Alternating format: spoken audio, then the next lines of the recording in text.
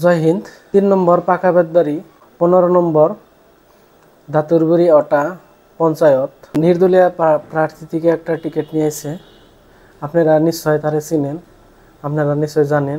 তারিফুল ইসলাম তার মতে যদি হে জিতা হারে তাহলে আপনি গো অঞ্চলটা অল্প ডেভেলপ করো বিলে আমার নগে পেশাল হয়েছে যে অঞ্চলটা ডেভেলপ করার জন্য আমি বহুত চেষ্টা করুম।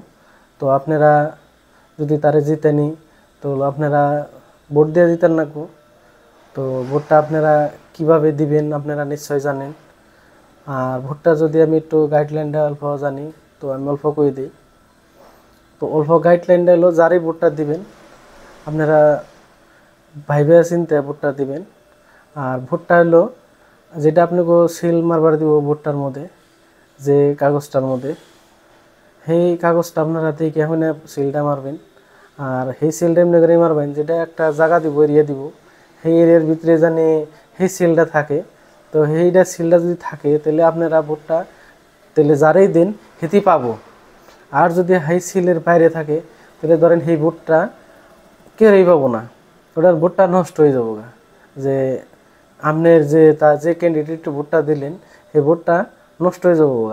তো সেই ভোটটা আপনারা সেইভাবেই দিবেন যে ক্যান্ডিডেটে ভোটটা দিতেছেন সেই ভোটটা জানি সেইতেই পায়।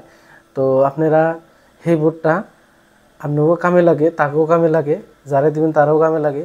তো সেই ভোটটা আপনাকেও কামে লাগবো, সবেরই কামে লাগবে।